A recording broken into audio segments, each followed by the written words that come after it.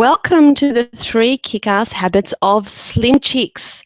Now, first of all, I'd like to know whether everybody can hear me. I can see that people have definitely joined, but I need to know whether people can hear me.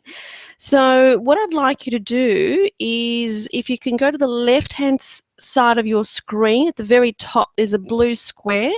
If you hover over that square, it says chat. So if you can hear me, if you can just put the word "I can hear" or "yes, I can," or "yes," that would be fine. If you can do that, that would be great. So click on the icon that says chat, which is the blue icon on the left-hand side, and type in "yes, you can hear me."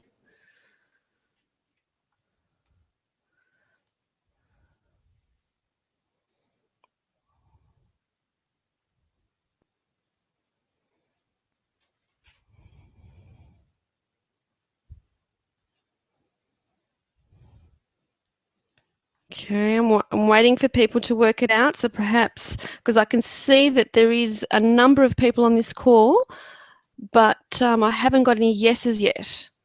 So just wanting to make sure that everybody can hear me.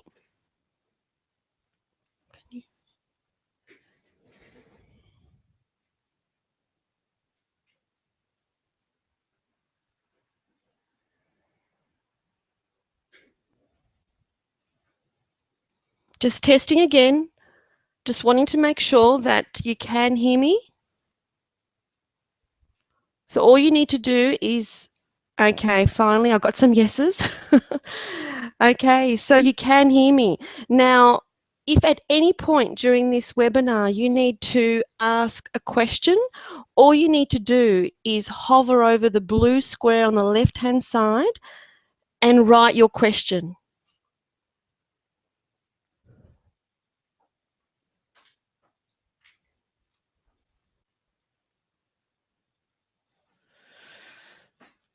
And you need to make sure that you actually click that icon. You actually click the blue icon, and then once you've clicked that blue icon, you can write whatever you like in terms of any questions for the rest of the webinar. Okay, so let's get going. So welcome again to the 3 Kick-Ass Habits of Slim Chicks. I hope you're ready for a fast-paced and informative hour full of amazing value. So get your pen and paper ready, because you will need to make some notes here tonight, because I'm going to be sharing lots of information with you. And with whatever resonates with you, I'd like you to write it down, please. So this webinar is going to be different to the usual weight loss webinars, because as a hypnotherapist and leading mindset trainer for weight loss, my focus is going to be about training your mind to work for you to achieve your goals, rather than constantly struggling with willpower, which will inevitably lead to defeat. Because with willpower, it really only lends to about 2 weeks at most. There's a tiny percentage of the population that can actually rely on their willpower to do what they want to do. With the rest of us, it lasts for about 2 weeks. And so what we need to do is use our subconscious mind, not our willpower, because our willpower comes from our conscious mind, to achieve our results. Okay, so let's get going.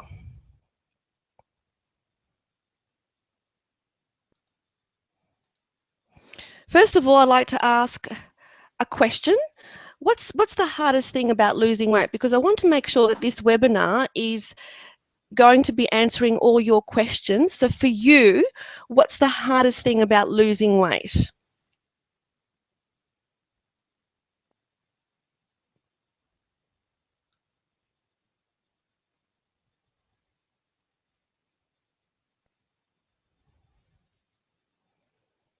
Okay, I've got my first question from Sue. Sue says that it feels like a constant struggle.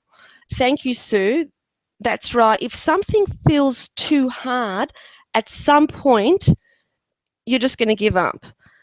If you feel like you're in battle, if you feel like it's a war, you're just going to give up. If you feel like you're constantly depriving yourself, there will come a time when it's just too hard to continue.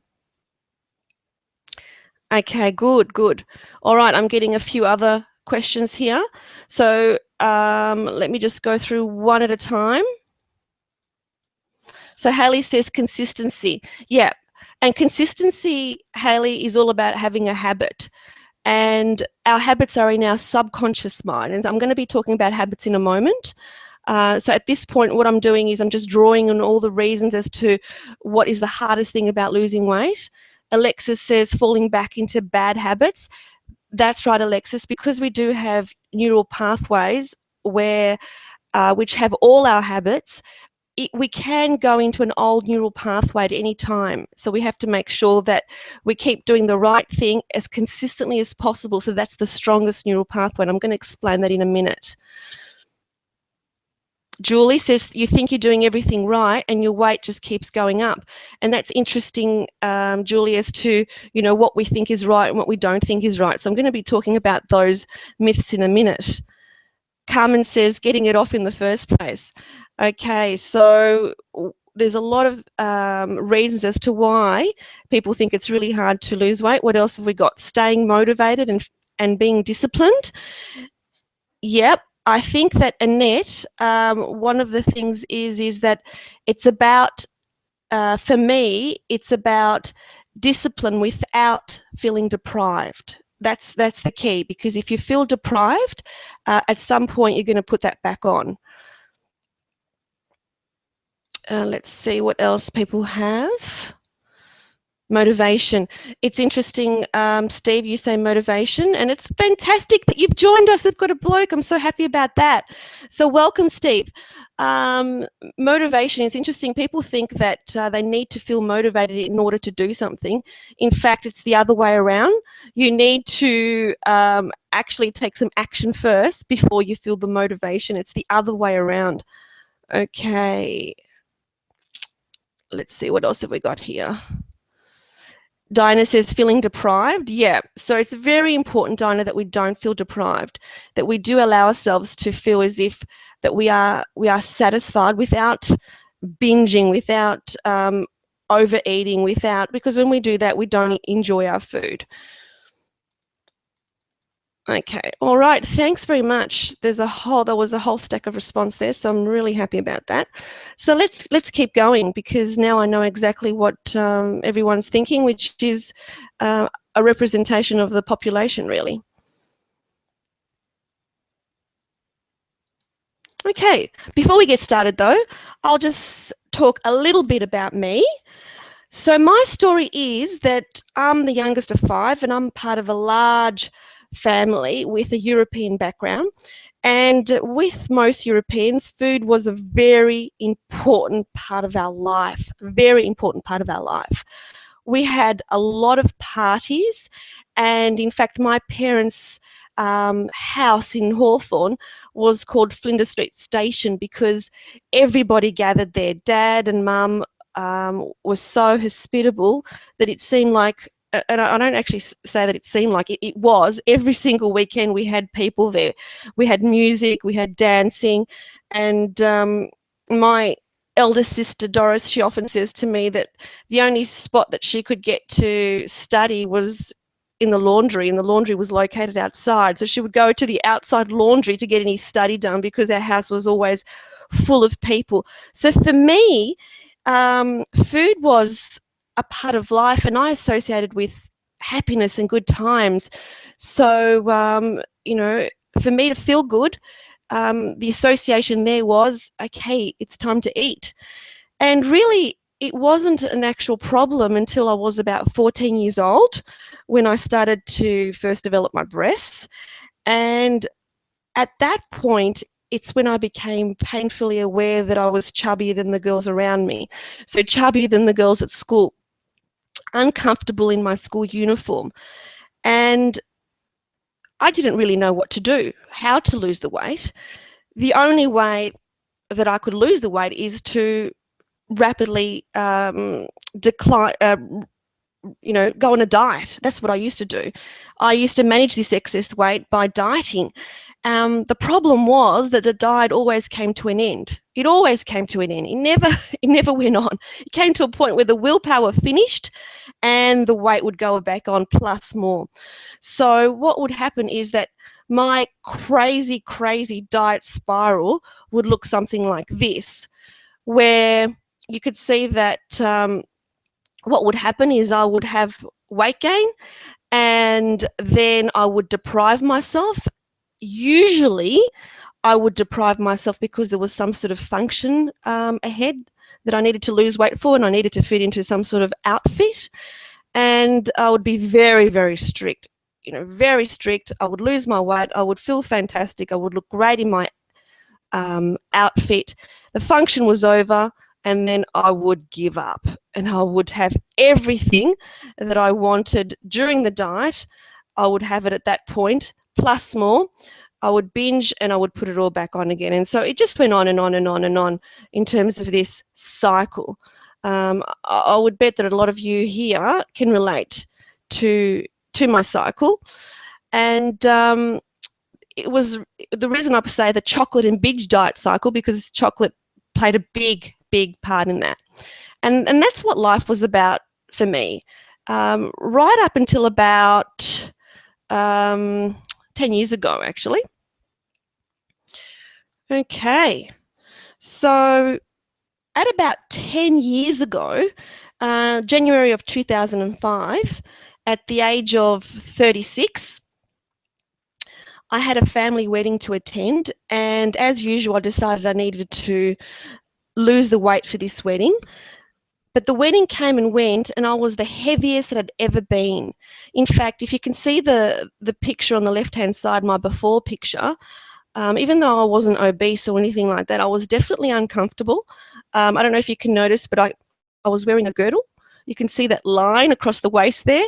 It was a heavy-duty girdle, and I really felt awful that at the age of 36, I felt so old and I couldn't even attend an event without wearing a girdle to push my tummy in.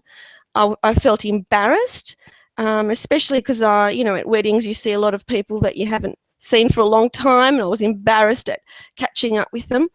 So what happened with me was that the day after the wedding, I decided that I was never going to be that uncomfortable or that embarrassed again. That was never going to be the case for me again. So that was my big decision.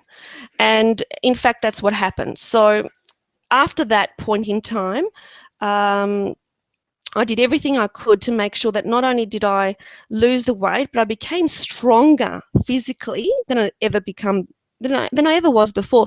And the reality is that in my 40s, I was fitter than I'd ever been, even in my 20s. So why am I sharing this? I'm sharing this really because my passion is to help you unlock your full potential so that you can move towards a fulfilling life. I know that I can help change your life just like I changed my life. And so you can feel good about yourself no matter what's going on around you. There's plenty of people that helped change, the way that I saw things and my environment and my own decisions. And I've learned and applied principles that have allowed me to take my life to a point that I never, ever imagined possible. And if it's possible for me, it's possible for anybody. Okay. So what was my discovery? As I was, even from a very, very young age, I was fascinated about people that seemed to be naturally slim. The chicks that were naturally slim, because I was never one of those chicks. And so I used to watch them very carefully to see how they ate, how they what their relationship was with food. And what I found was that kick-ass slim chicks never went on diets. They never went on diets. So the chubby girls like me, we were the ones that were always on some sort of diet, whether it was the zone diet, or, you know, a low carb diet. Whereas the naturally slim chicks, they never went on diets. They seemed to make the right choices and feel very comfortable about that. And that was a huge discovery for me. I've already gone through that. So the question that I would like to ask you now is, so far, I mean, we've only just started, what's been useful so far? What's been useful so far in terms of what's been said tonight?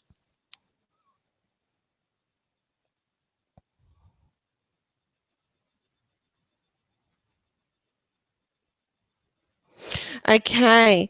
It's interesting that Frances said not knowing which diet works. Too many diets are out there.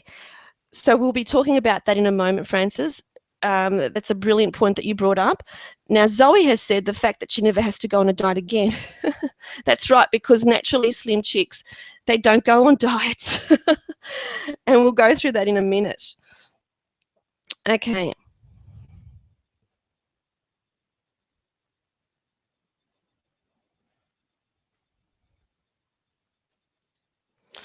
All right, so what we're going to cover today is we're going to cover the myths, the truth, the 3 weight loss mistakes that people make, the 3 kick-ass habits of slim chicks, and my 7-step system. That's what we're covering today. So first of all, let's talk about the myths. Okay, with regards to the myths, in terms of the reason as to, you know, what's holding you back from losing weight and feeling good about yourself, there are a lot of myths. So before we talk about the truth, we need to cover off on the myths. So the first one that I hear all the time in my practice is time. I hear that all the time. And the ironic thing about time is that every single one of us is exactly equal when it comes to time. Nobody has more time than anybody else. We all have the exact amount of time. We're all equal in this respect. So with time, I often say to my clients, well, do you think that you're busier than President Obama? Because one of the things that is not negotiable for him is that he spends 90 minutes a day exercising. If you can remember, you know, our own Prime Minister, John Howard, irrespective of his age, he was always going for that fast walk with his tracksuit every day. Our current Prime Minister, Tony Abbott, even during the campaign, he was riding his bicycle from campaign to campaign. So really, it's not about a lack of time, it's about what we prioritize as most important and what are we going to allocate our time to. What's another myth that we've got? So another one is money. I even had a client who actually believed that she needed money in order to lose weight. Correct. So when she first came to me, she said to me, Helen, I won't go for a walk unless it's on a beach, so I need to save money to get a beach house. It sounds bizarre, but people actually believe these things. They believe that they need money in order to lose weight, that they need money to join a gym, when in fact, that's not the case at all. And of course, it's the old age myth. I hear that all the time. In fact, I hear it from my very own family. So when I'm telling my sisters, you know, what are you doing with exercise? Have you let your yoga go? Because they're all a lot older than me, they say, oh, Helen, you wait till you get to our age and you see what happens then. We're too old for that now. So again, you know, many of you would know that there are so many people that, irrespective of age, that this is what keeps them young, is exercising and making the right choices. In fact, I saw in the news just yesterday that, or was it today, that the eldest man in the world died, and at the age of 112.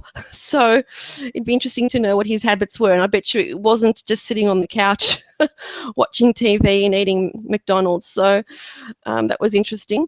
Another one is bad genes. And quite often you find that, when you see overweight people, they generally come from overweight families. And the fact is that everybody can be within their normal weight range. Everybody can. There is no reason why everybody cannot be within their normal weight range. Sure, with some people, it is easier than for others. And I know that for me, it's definitely the case that it means I have to make more effort than the person next door to me. But, there is no excuse for feeling uncomfortable with myself.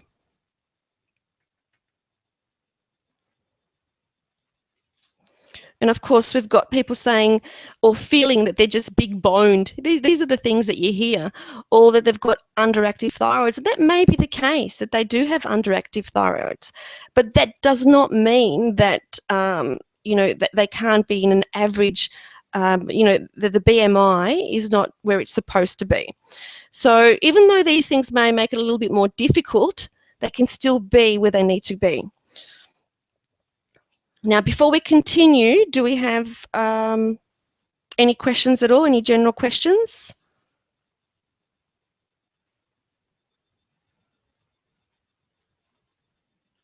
Okay, so we'll just continue.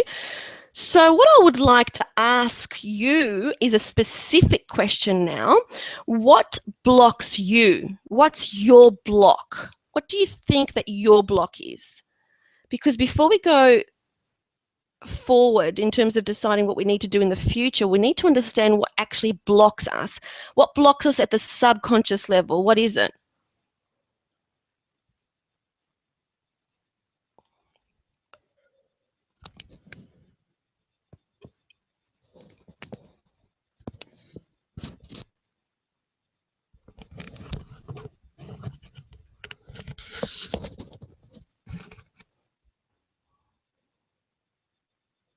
So I'll ask that question again. What's blocking you at the subconscious level from making the right choices? Because it's not about not knowing what to do. Most people, not everybody, but most people know what to do. But our subconscious mind is, okay, let's see, Diana's just said, I don't like exercise. And so getting there every day is a struggle. Okay, Diana, good point. Nikki is saying stress. And Carmen's saying, I like food. Carmen, I love food. And that's the thing. It's not about not eating food and not enjoying food. It's the reverse. It's actually about enjoying food more. Enjoying it by eating slowly, eating consciously, but being very aware of when you've had enough to eat. Helen says self-sabotage. Yes, that's an interesting one. Bianca also says self-sabotage. That is a very good one, Bianca and Helen. Always putting a time frame to dieting, never making it a lifestyle. Exactly. And that's because it's dieting. And that's why that word diet is not allowed in my practice. So if anyone says diet, that this diet, or I'm on a diet, they have to say another sentence altogether. It's not allowed, because a diet implies that it's going to come to an end. Carly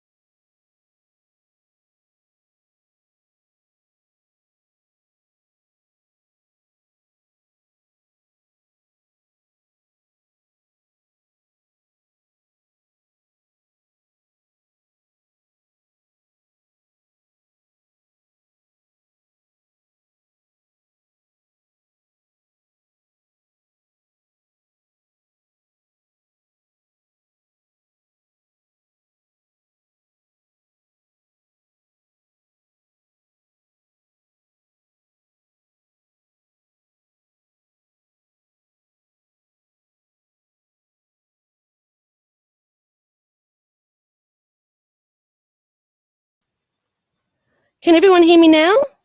The sound was gone for a moment. Okay, it should be back and it should stay back now. Can everybody hear me? Just one yes? Have you got me now? Can you hear me? Hello? Yes. Okay, good. I have got one yes. So I'll just get one more yes. Someone else can say yes. They can hear me. We can continue. Sorry about that. That should not happen again.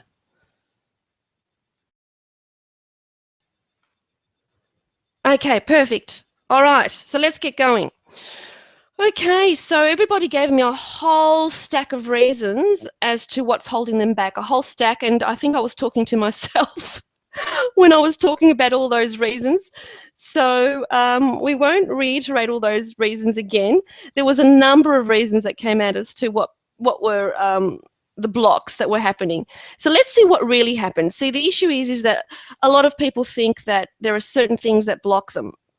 But really, it's what's going on in the subconscious mind, because our conscious mind, our analytical, logical mind, is not the part of the mind that makes decisions. The part of the mind that makes decisions is our subconscious mind. That's where all our habits are kept. That's where our emotions are kept. That's where our value system is kept. So it all happens at the subconscious level. So what are the real blocks? These are the real blocks. So let's just go through these one at a time.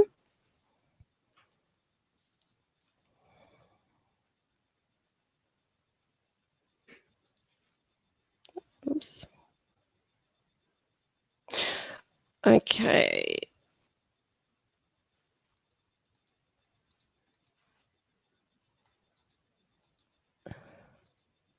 Okay. Well, I'm sorry, I'm just lost where I was up to. So I think it was because of that sound issue that so we'll get back to where we were. So before we talk about the blocks, let's talk about what will happen if you stick with the myths. The myths of, the time issues. I haven't got the motivation. I don't have the money. I don't have the resources. I love food too much. A few people said that, and I love food a lot as well. And what will happen? I mean, if you do stick with all those myths and you believe in all those myths, what will happen is that nothing will ever change. In fact, it just gets worse. And it really does get worse, so that if you actually continue to eat and make the same choices that you're making today, you continue to do the same amount of exercise that you do right now, so nothing changes, you'll gain half a kilo every year from this point onwards. Half a kilo every single year. And that's if nothing changes. Your metabolism's going to slow down. It's only going to get worse and worse and worse. What happens is that you end up putting a lot of weight on your knees, on your joints. Exercise becomes even harder because you're carrying extra kilos. And it's just this spiral that gets worse and worse. So what do you want? Do you want reasons? Reasons as to why you can't achieve your results, or do you want results? Now, I've had somebody just say that Helen said the slides are fuzzy. My slides are nice and clear, Helen, so unless I hear from anybody else, I really don't know what to do about that, because my slides are clear. Apologies about that. We are using a new platform today. We usually use another one. But I think my next webinar is going to be back on the old one. So apologies, but there's nothing I can do about that. Okay, so in terms of reasons versus results, do you want the reasons? Do you want to hang on to the reasons, or do you want results? So your reasons might be that you're too tired, you lack motivation, you're too busy, something else is more important. But do you want the results? And the results are really about feeling good about yourself. Okay, I've had more people say that their slides are fuzzy. Okay, I'm really sorry, guys. There's actually nothing I can do about that. I'll just change to another slide and see if it gets any better. The thing is, with this particular webinar, okay, Steve says it's back to being clear. Okay, good. Okay, I promise this, guys, that next time we will be using another platform. This is the first time we're using this particular platform. All right, so this is what Alexis has just said, that her slides are fine, but she doesn't have them full size. So she's suggesting to everybody to make them a little bit smaller, and they probably work out fine, okay? So we'll just carry on. So what is the truth? If they're all the myths, what is the truth? And we've talked about what blocks you, but what are the real blocks? So what do we have in our subconscious mind? There's our belief system, our sense of worth, our fears, our habits, and our values. So that all of those are in our subconscious mind. What do I mean by beliefs? So as an example, before, going back to prior to 10 years ago, before I became a runner, I believed that running is what other people did. And you can see that story on my website under You a Running Virgin. I tell you the whole story. And before 10 years ago, I was a running virgin. And I really believed that was something that other people did, that's something that just I couldn't do. That wasn't me. That was a belief, and it was a limiting belief that held me back. It didn't even cross my mind that I could do something like running. It wasn't until I was challenged by a personal trainer some 10 years ago where, slowly that belief changed. And yeah, once again, write this down because I think this is a valuable story. And this story is also in my book, Mindset Dominance, as well, which has many, many stories that you can get from my website. But write this down that under blogs, under the HypnoFit website, so that's www.hypnofit. There's a blog there, Are You a Running Virgin? And it tells you exactly how I went from a running virgin to an established runner, something I never thought possible. So as I'm speaking about beliefs, think about your beliefs. What are your beliefs? What is it about, your world that you believe to be true about yourself that is holding you back? And guys, if the screen is fuzzy, there's nothing I can do about it. So what I would suggest is just don't worry about it, really. There's, in terms of the slides, they're really just a way of me knowing what I'm up to in terms of speaking. It's far more important for you to sit down with a pen and paper, ponder in terms of what I'm saying, and take as much in as possible. So the next thing is, our sense of worth. That's a huge one. Many people that come to me, whether it's some sort of addiction, sugar addiction, whether it's a cigarette addiction, whether it's gambling or whatever it is, underneath all that is their sense of worth, their sense of self-worth. So, just a question to ask yourself, are you there for everyone else but not yourself? Because everyone else's priorities are more important than your own. And that leads on to the time factor. So it's not really time, it's about a sense of worth, what you feel about yourself.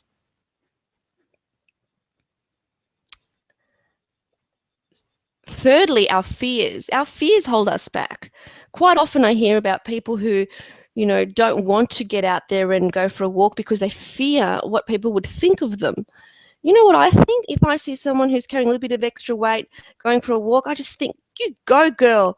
That's fantastic. Well done. Good on you. You're doing something about it. So, the only judgment comes from yourself. It doesn't come from anybody else. It only comes from yourself. And fear of failure is also a big one here. Afraid that because you haven't achieved something before, that you will continue to fail. But there is no failure. There's only feedback, and there's only learnings and positive learnings about everything that you attempt in life. And of course, people have talked about habits. Habits are huge.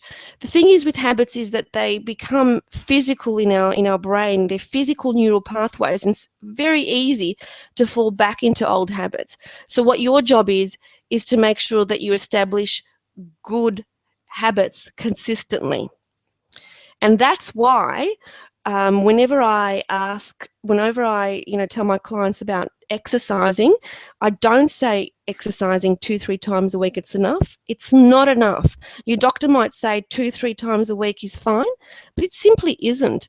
And the reason that it's not fine is because it doesn't establish a habit. By the time, you go 2-3 times a week, something else will happen. You feel too tired, it gets too cold, it's a winter's day. You'll find some sort of excuse, and then you won't end up going. So what do you need to do to establish a good habit? You just need to go every single day. And it doesn't have to be for an hour. It really doesn't. It just can be for 30 minutes, even 20 minutes establishes a good habit. And so please don't tell me you don't have 20 minutes. Values. So it could be that, with values, that's what we believe to be the most important in our life is our values. So what's important to me is different to what's important to Steph, is different to what's important to Nikki, is different to what's important to Francis, is different to what's important to Bianca. With regards to values, we need to make sure that we are aligned with our most important values. Because if we're not, that's when depression sets in. So, going with the truth. What is the truth? Because the truth will set you free. And once again, guys, if the slides are fuzzy, don't worry about them. You're not missing anything. All you need to do is listen, really. And that's all you need to do. So what is the truth? The truth is that the past does not equal the future. It really doesn't. Just because you haven't done something in the past, it doesn't mean that you're not going to achieve it in the future. The past does not equal the future. If I had decided 10 years ago that I could never be a runner because at the age of 36 I've never run, then I would never run. So the past does not equal the future. The past is the past and the future is the future.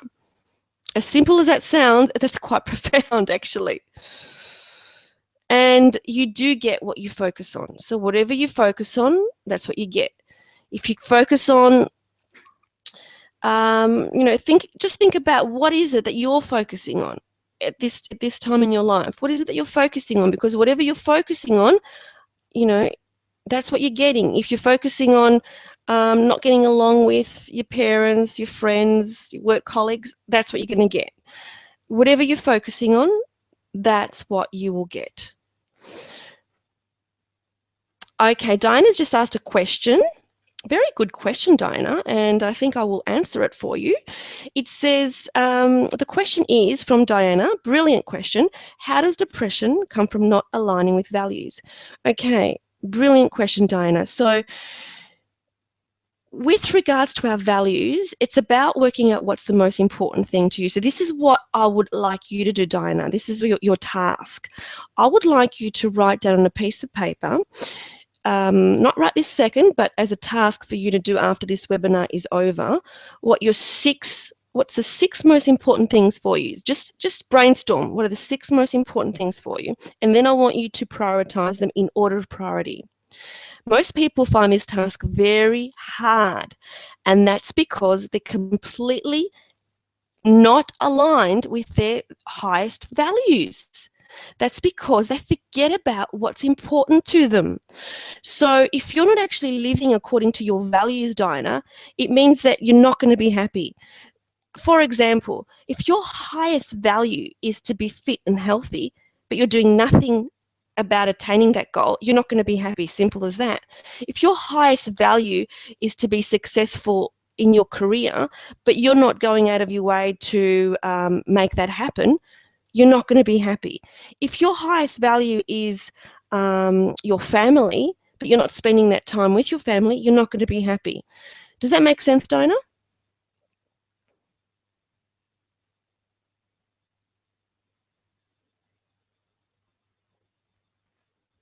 So a really good task for all of you is after this webinar, because I'm giving you a stack of information, probably giving you a bit too much actually in terms of overwhelm, that's a really good point that Diana raised. So after this webinar, brainstorm what's the most important thing in your life and prioritize it.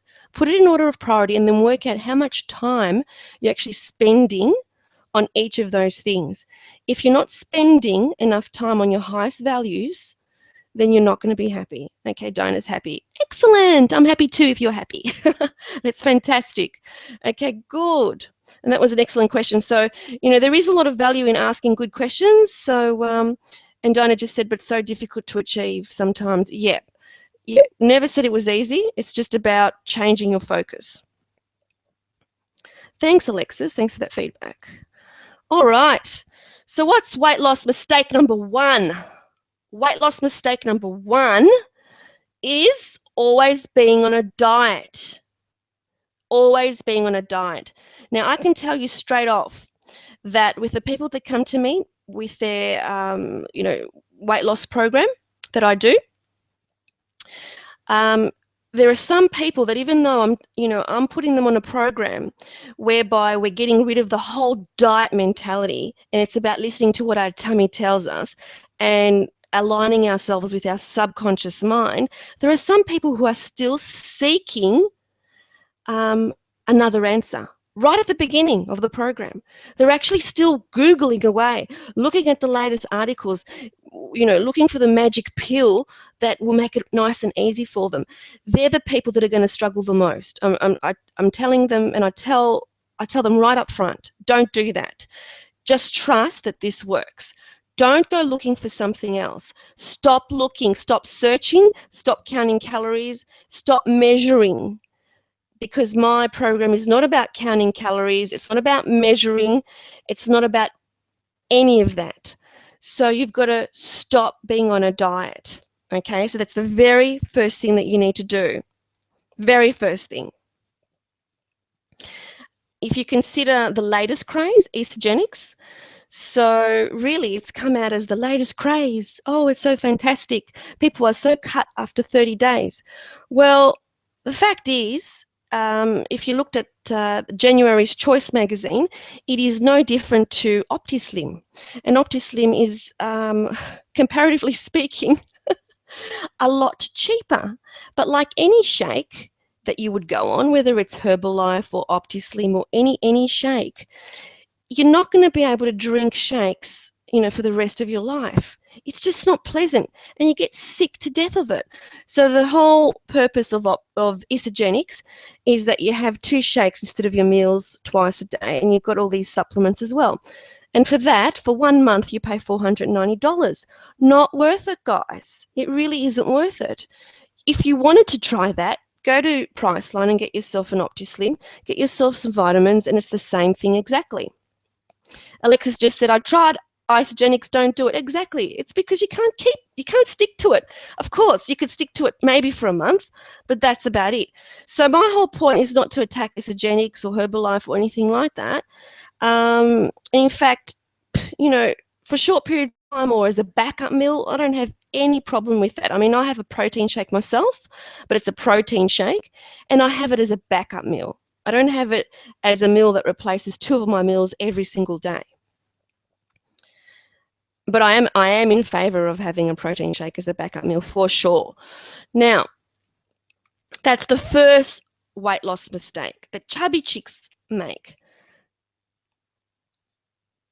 Because diets always end, they always come to an end, and that it's obvious that the diet is going to end, and then you're defeated. And then you just say, I can't do it. Of course you can't do it. It's too hard. Whenever anything is too hard, you can't do it. Weight loss mistake number 2. Being emotionally connected to food. And how easy is it to stay emotionally connected to food? I told you, you know, with my own experience, with me, there was a massive connection in terms of feeling good and eating. Massive. And you know, in our society, a lot of people continue to do that, where they feel a certain emotion, and so rather than dealing with that emotion, they eat instead. Now, this is the key about emotions. I really want you to write this down, because I believe this is so important.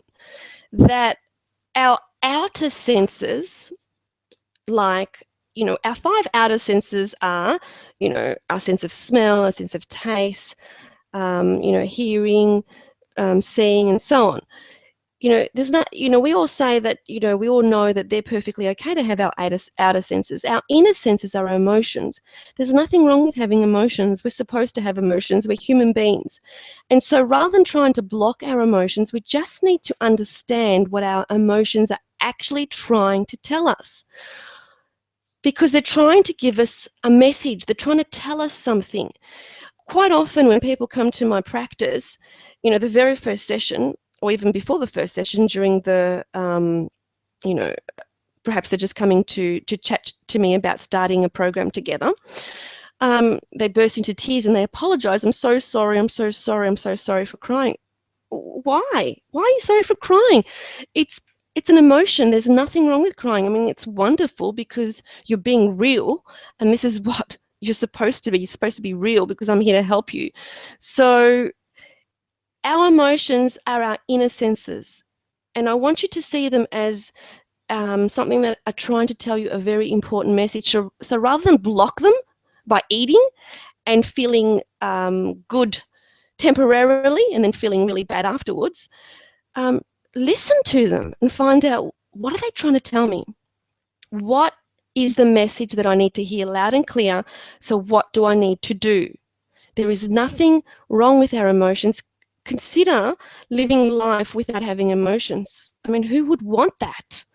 So our emotions are good. All our senses are good. Our inner senses and our outer senses are all good. They're all good. Okay, so that's weight loss mistake number 2. Okay. And as you know, if you continue to eat food when you are feeling emotional, the problem will not go away. So what you have to ask yourself is this question, and it's a question that I ask my clients when they're in deep trance, because then you get an honest answer as opposed to the conscious mind, is what are you really hungry for? It's interesting that if I ask this question to the conscious mind, a whole heap of blocks come forward and you don't get the real answer. But when I put my clients in trance and I ask this question, and every single weight loss client gets asked this question, what are you really hungry for?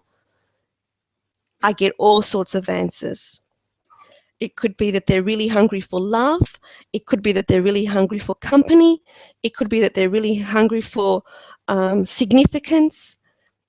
There's a whole stack of things, but they know, your subconscious mind knows exactly what you are really hungry for.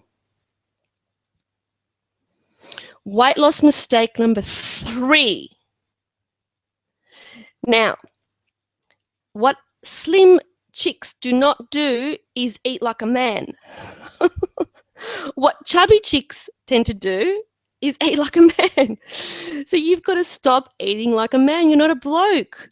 You are not a bloke, and you cannot handle that many calories. So when you sit at night and you're sharing dinner with your loved ones, whether it's your, you know, even your teenage sons, or your husband or your partner or your boyfriend or your brother or whoever, or your uncle, don't be eating the same amount that they're eating a lot less.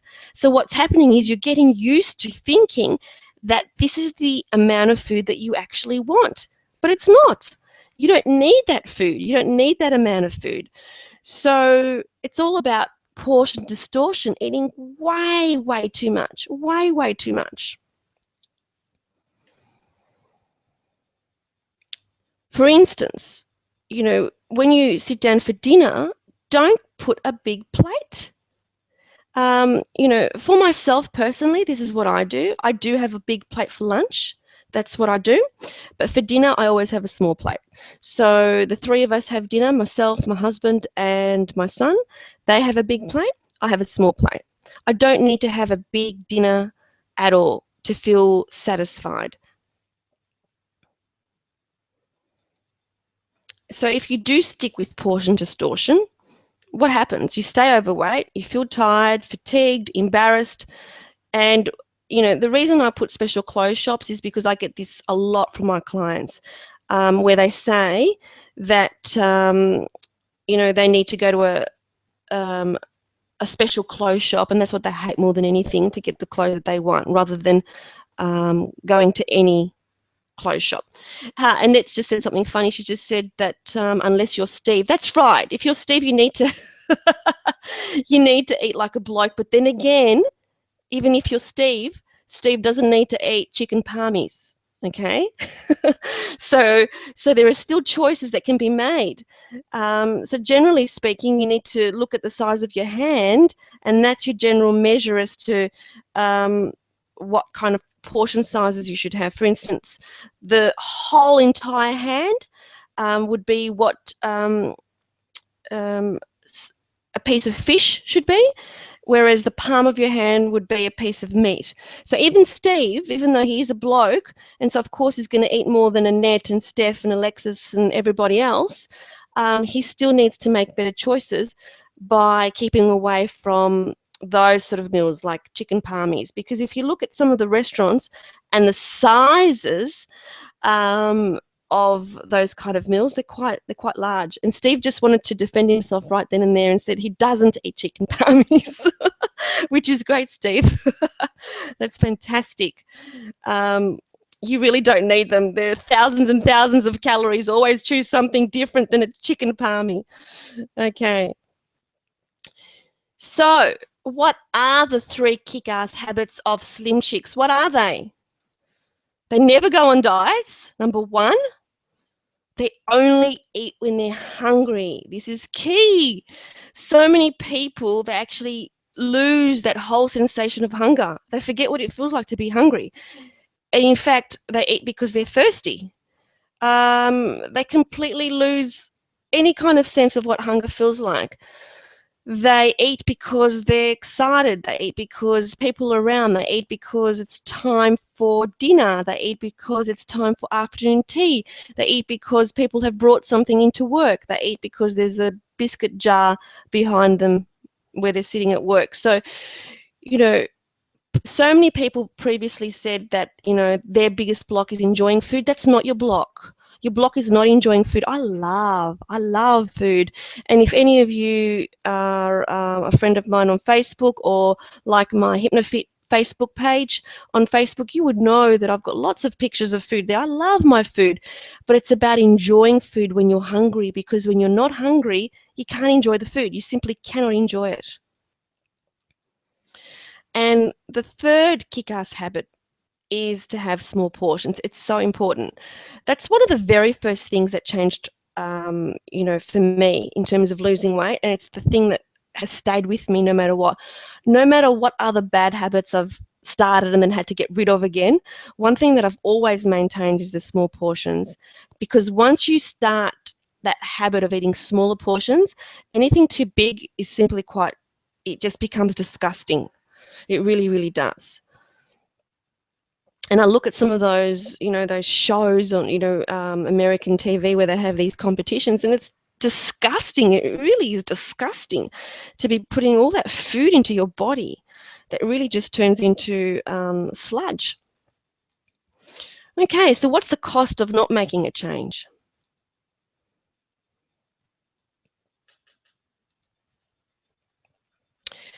In terms of the cost, for all of you, it's different. It could be that you can't play with your kids. It could be you can't play with your grandchildren.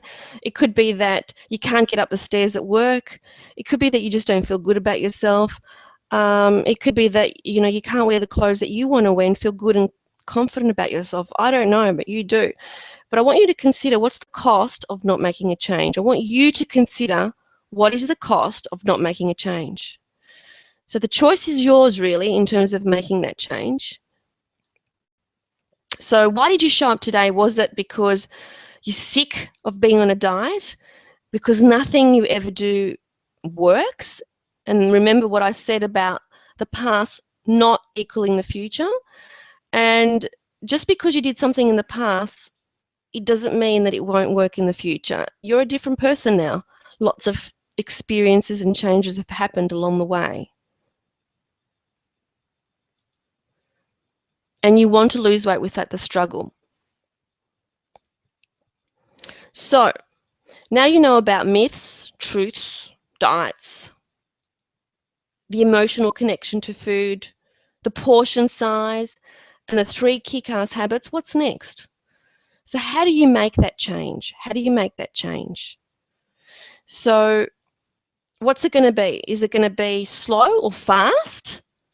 Is it going to be trial and error, just trying things out? Try Isagenix, try Herbalife, try OptiFast, try juicing.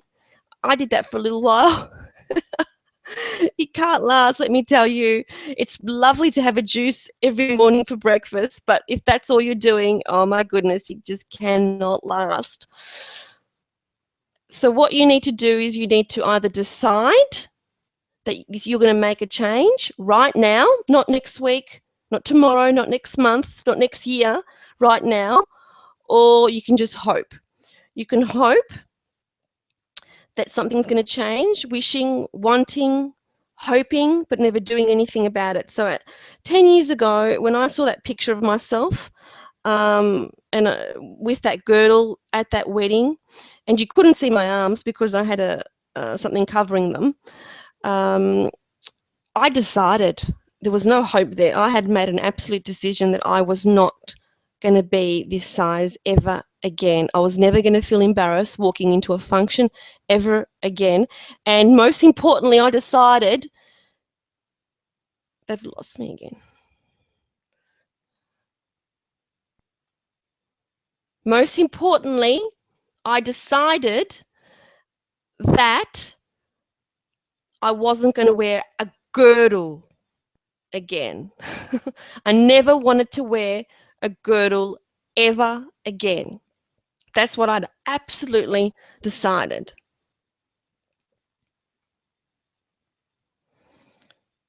So what are you going to do? Are you going to decide or are you going to hope? What are you going to do? So my program is not for everybody. Basically, I design my programs because, you know, it's all about sharing my journey and everything that I've learned with people who are ready to make real and permanent changes in their life. So if people come to me and I feel like they're not quite ready, I would prefer to work with them when they are ready, when they have decided, not when they're hoping, but when they have decided that they are ready to make the change that they need in their life because they've had enough. So my 7 steps, now I put this together. I know that I said 4 steps in the ad, but that was a mistake. It's actually 7 steps. It's not 4 steps to take you from being embarrassed, anxious, tired to happy, confident, and in control. Is number 1, to decide. And I know, guys, that we're nearly coming to the end, so just hang on in there, because for those of you who stay to the right to the end, you do get something from me. You get a gift from me, so hang around. Now, the 7 steps to being a slim chick or a slim bloke is, first of all, you've got to decide. It's no hoping, no wishing, no wanting, but just decide this is it. Secondly, it's about owning it. And there's a process that we go through with my program in terms of you owning it and taking responsibility for where you are in your life. Number 3, awakening to what's going on around you. And what I mean by awakening is awakening to your subconscious habits that are already happening for you.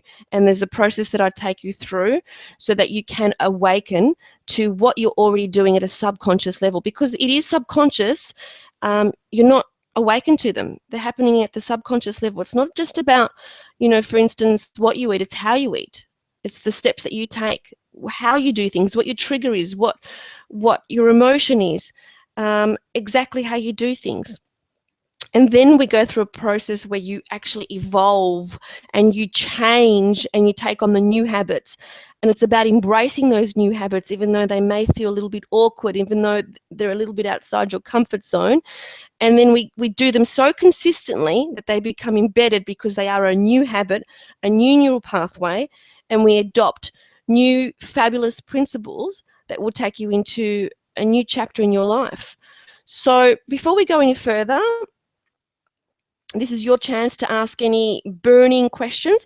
If I'm not able to answer every single question tonight, feel free to email me directly at helen@hypnofit.com.au. I promise you that you will get an answer from me within the next 24 hours. So I'll try my best to get through a few tonight. And any other questions, helen@hypnofit, hypnofit.com.au, or my Facebook page is Hypnofit. So let me know if you have any questions before we go on. Any burning questions? All right, I'll go on, and if there's any questions that come up, I can see them and I can answer them. All right, so what I've got for you, for those of you who have stayed to the end of the webinar, and I hope you've enjoyed the webinar, I've got a gift for you. So usually I see people for 30 minutes for a complimentary consultation, but really we're just talking about what I can offer. But in this 45-minute complimentary session, I'm actually going to do something with you where it's something that you take away. So I'm going to add value to that session. So there is, whether it's one strategy, one technique. So if you're not a current client of mine, by current client, I mean if you're not undergoing a program at the moment, you're entitled to this. If you're undergoing a program at the moment, it's not for you. This is for all the people who are not in the middle of a program. I invite you to have a complimentary 45-minute consultation with me. I have never offered this before. And basically during that time, we can go through what your specific issues are. We can uncover what's going on for you, and you'll at least walk away with one strategy that you can implement immediately. And the offer is available only for 24 hours after the conclusion of this webinar.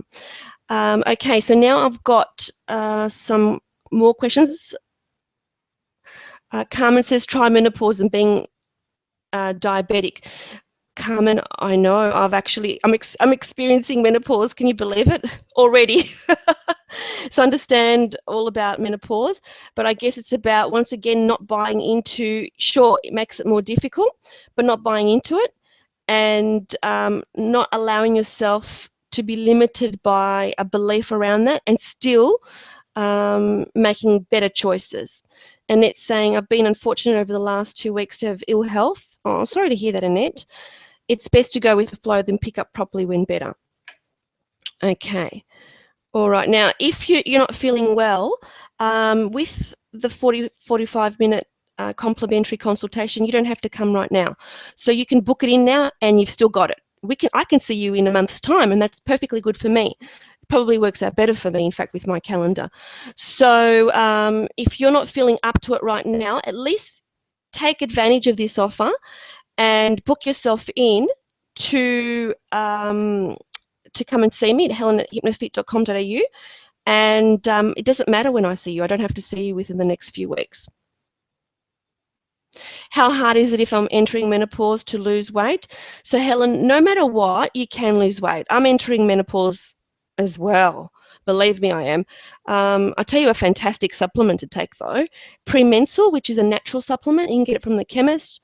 Absolutely phenomenal. Absolutely love it. It's called Premensul. But yes, there's always going to be something that's going to hold you back, but you can overcome it. So I've got people who literally can't walk because they're injured or they can't do certain things, but they can still lose weight. So no matter what's going on for you, you can still lose weight. Sure, it's going to be easier for some people than for other people, but everybody can lose weight. Isabel, I'm located in Bulleen. So for people that don't know where Bulleen is, that's our surrounding suburbs are Kew, Balwyn, Lower Templestowe, Doncaster, pretty close to Westfield, Doncaster actually. So that's where I'm located. But with regards to my work, Isabel, I find that people come from everywhere.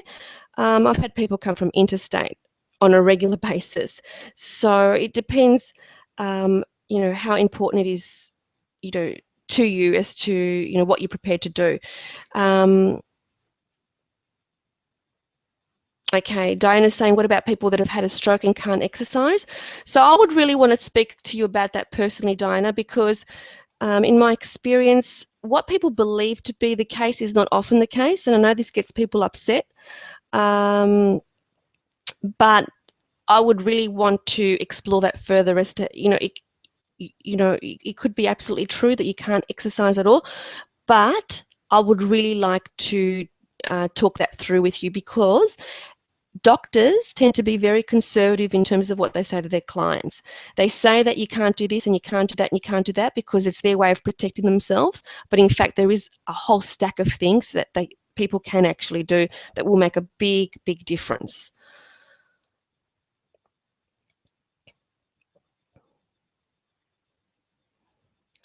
Okie dokie.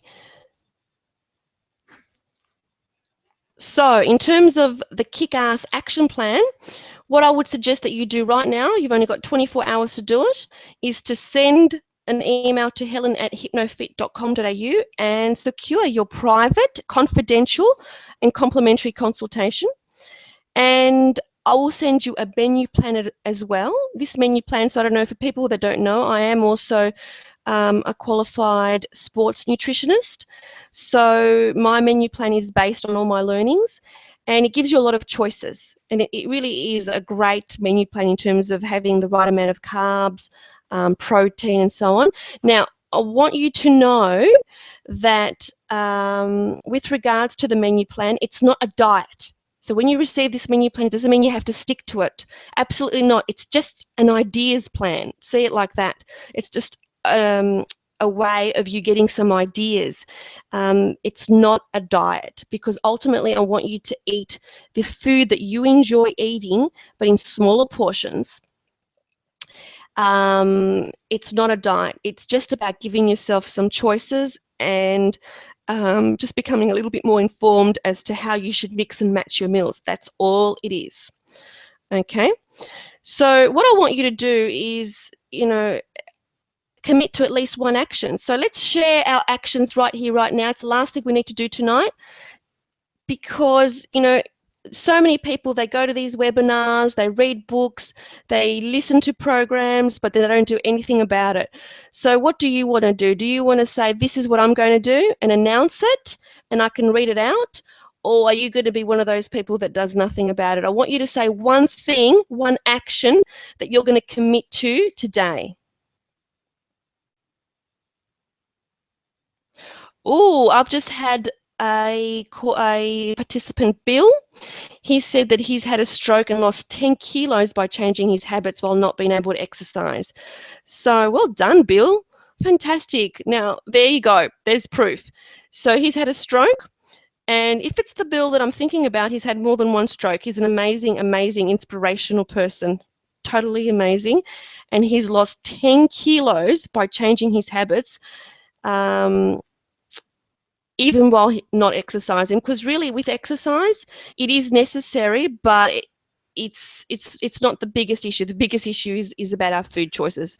And that's why every program, in terms of the people that get started with me, the most important thing is about food choices first.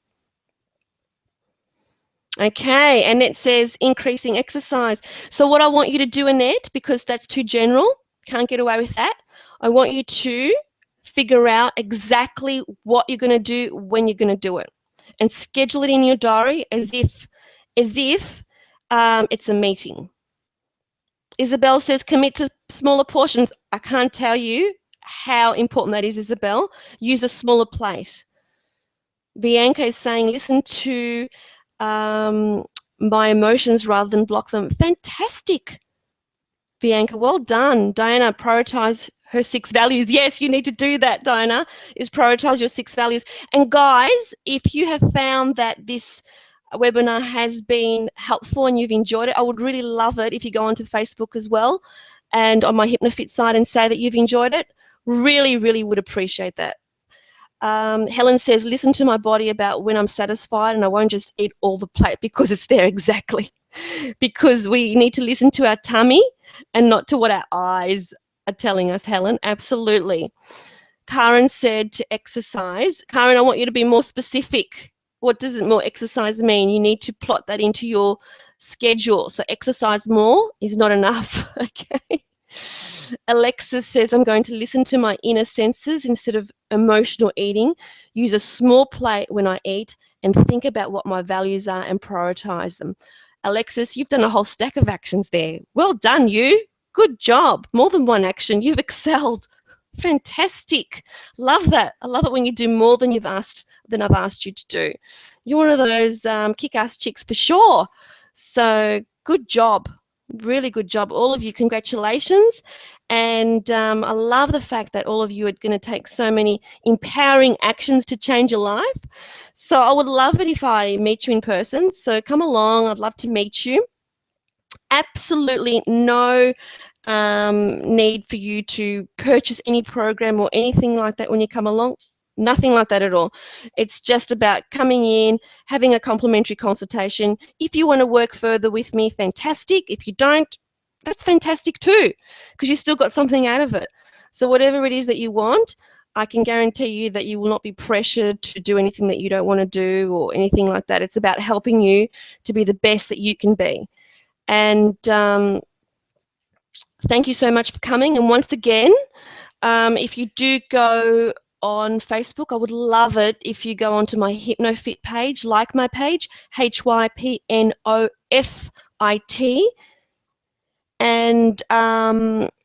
and you know, basically say that you enjoyed the webinar. And please give me any other feedback as well, anything else that you need. Any other questions, please email me directly at helen@hypnofit.com.au, or even put the question on my HypnoFit page, that's fine as well. So whatever you like is perfectly okay with me. So fantastic. Enjoy the rest of your evening. You're welcome, Diana. You're most welcome. I hope that you got stacks and stacks of value from this webinar tonight. I really, really, really enjoyed it. And enjoy the rest of your evening. Have a good night's sleep. Remember, it's important to have a good night's sleep and wake up refreshed, revitalized, and ready for a brand new day, a brand new chapter in your life.